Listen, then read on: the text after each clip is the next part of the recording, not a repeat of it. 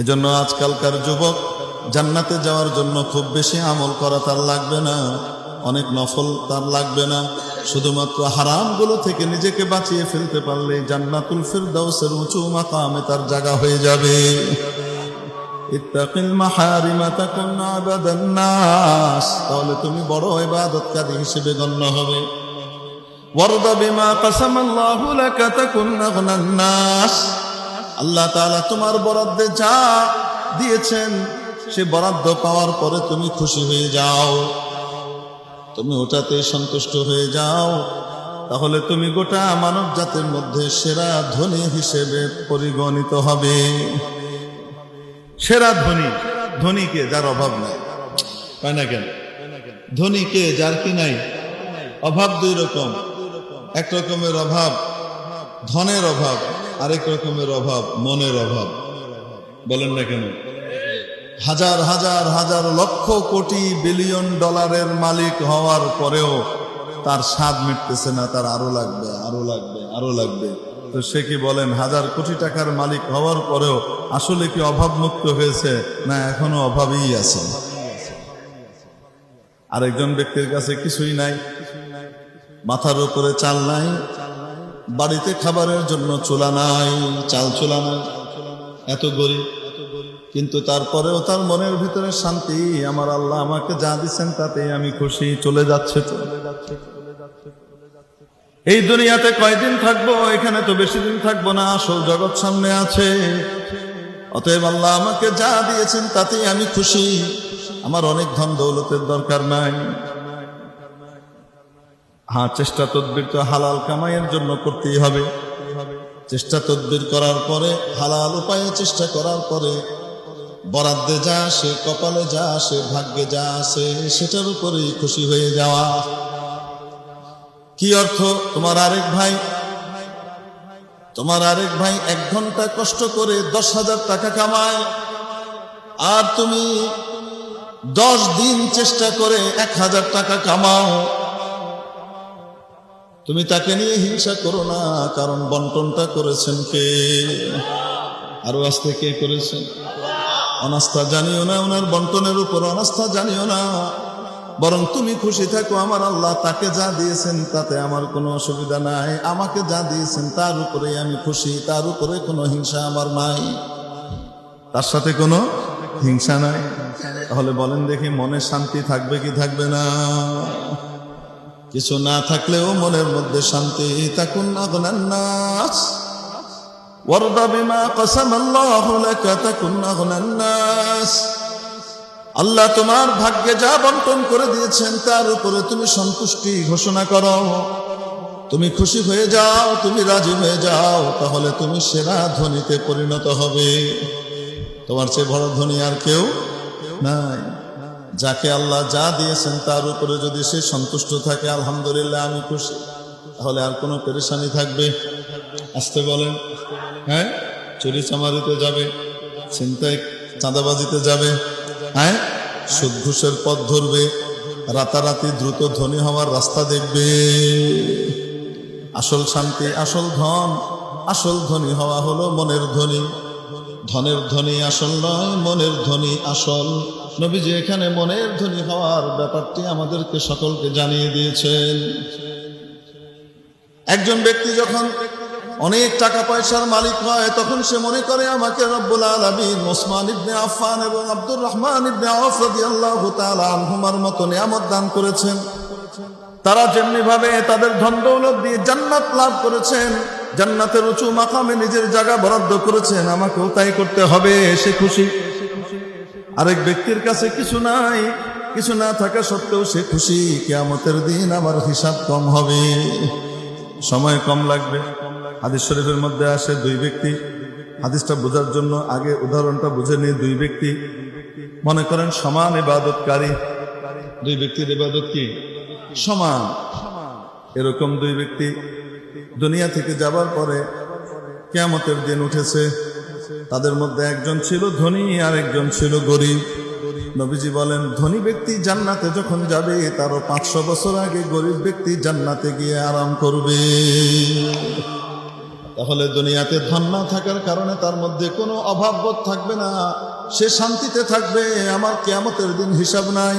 আমি কালকে একদিন কথায় কথায় বলতেছিলাম, হ্যাঁ, এক মোল্লা সাহেব সম্পর্কে কথাবার্তা হইতেছে, তো আমি বললাম মোল্লা সাহেবরা কত সুখী, মানে এরা কত ভাগ্যবান। দুনিয়া কি, দুনিয়ার টাল্টি বাল্টি কি, বুঝতে বুঝতেই কবরের জায়গায় কবরে গিয়ে যান না। দুনিয়া কি, আর দুনিয়ার ভিতরে টাল্টি বাল্টি কত টাইপের আছে, এগুলি বুঝার আগে তারা কই গেছে গা, জান্নাতে গেছে গা, কোন না কেন দুনিয়ার টাইমটা পার হয়ে গেছে, টেরও পাই নাই কেমনে পার হইল। বুঝাতে পারে নাই। না বস্তার বরসওয়ারম, না বস্তার জের বারম, না খুদা বন্দে রাইয়ত, না গোলামে শহরিয়ারম। না বস্তার বরসওয়ারম, না বস্তার জের বারম, না খুদা বন্দে রাইয়ত, না গোলামে শহরিয়ারম। আমি না কারো দাস, না আমি কোনো প্রজার দায়িত্বশীল,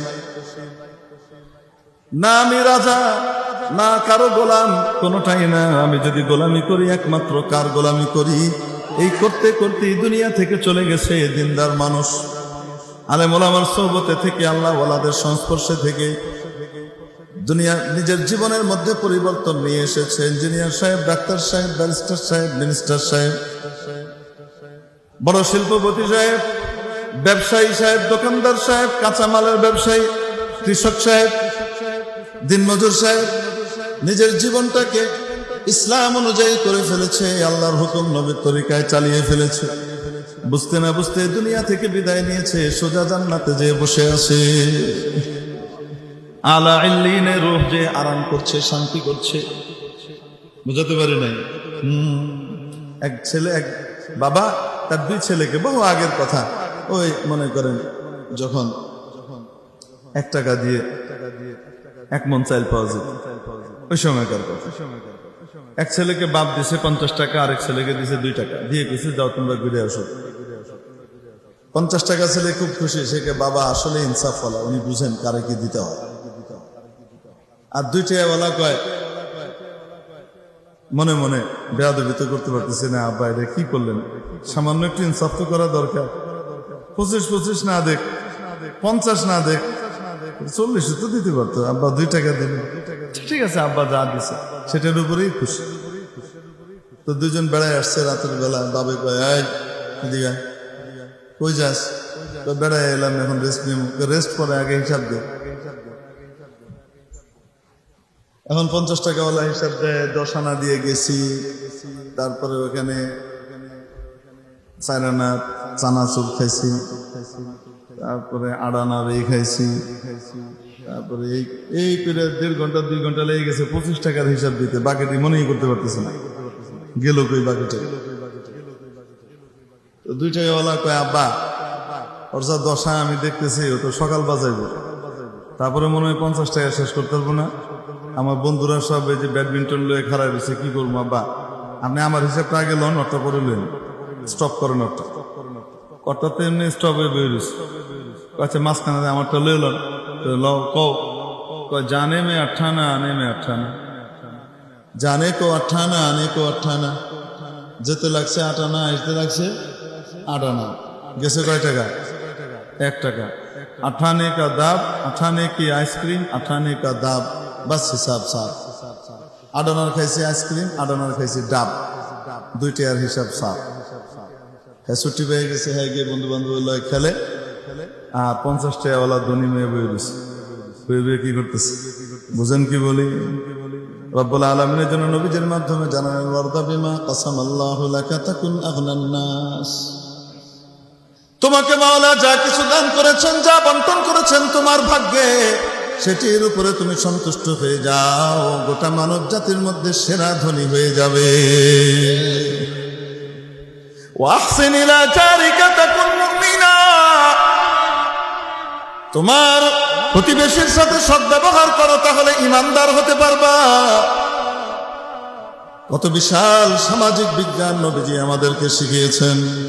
বলেন নাই প্রতিবেশী মুসলমান যদি হয়, তা নয়, মুসলমান হোক, খ্রিস্টান হোক, হিন্দু হোক, বৌদ্ধ হোক, বা নাস্তিক হোক, যেই হোক না কেন, যদি তোমার প্রতিবেশী হয় তার সাথে অবশ্যই সৎ ব্যবহার করতে হবে, তাহলে তুমি খাঁটি ইমানদার হতে পারবা। প্রতিবেশীর সাথে দুর্ব্যবহার করে কোনোদিন পাকা ইমানদার হওয়া যায় না। অসম্পূর্ণ ইমানদার তো হওয়া যাবে, ইমানের পূর্ণতা অর্জন হবে না, ঠিক কিনা? হাদিস শরীফের মধ্যে অন্য জায়গায় নবী পাক আলাইহিস সালাতু ওয়াস সালাম প্রতিবেশীর হক সম্পর্কে শিখিয়েছেন। ইদাস্তাকরাজাকা কারাস্তাহু, যদি তোমার কাছে ঋণ চায় তাহলে তুমি ঋণ দিবে। যদি বলেন নাই, যখনই। ইদা ইদা এবং ইন এর ভিতরে পার্থক্য আছে।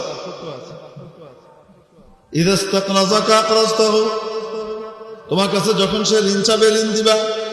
তো হুজুর, ঋণ দিলে তো ঋণ আর শোধ করতে পারবে না, ও তো আগেরটাই শোধ করে না। তারপরেও যদি তোমার সাধ্যে থাকে তো দাও। প্রতিবেশীর হক।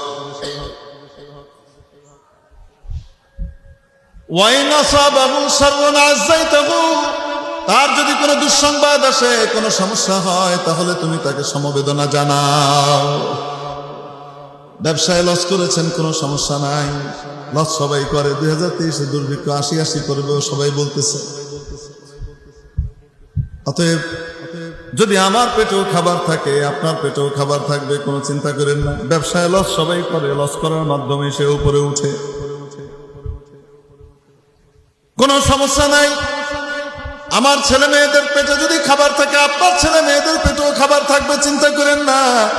কোনো সাহায্য দরকার হলে খবর দিয়ে আমরা আপনার পাশে আছি।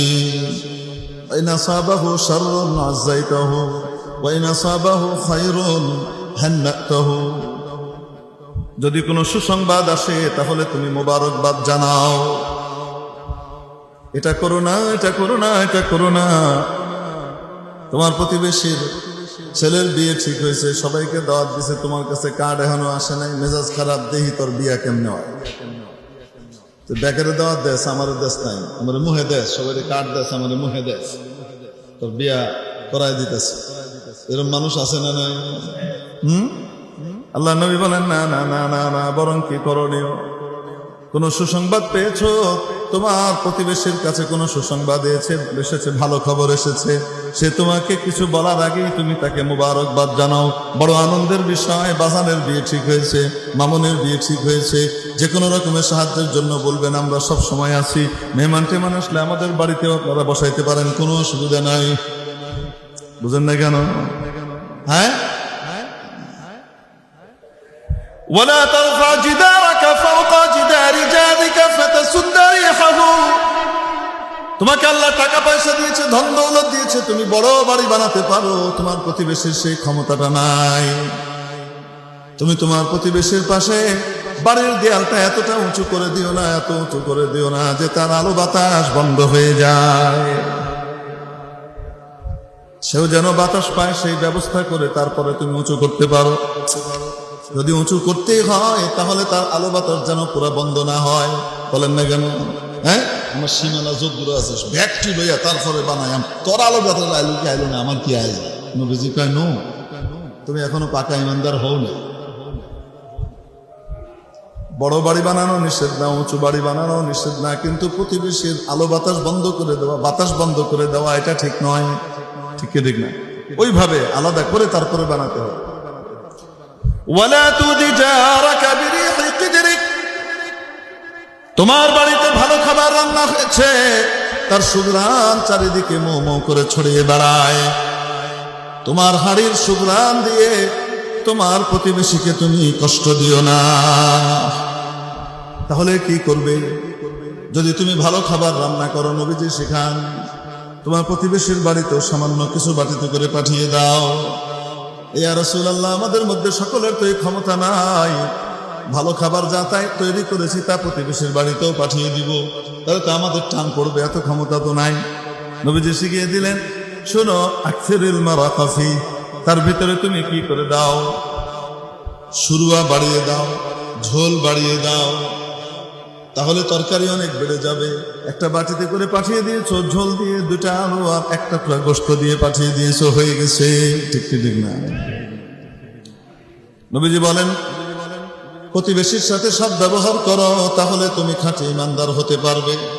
وأحب للناس ما تحب لنفسك تكن مسلما।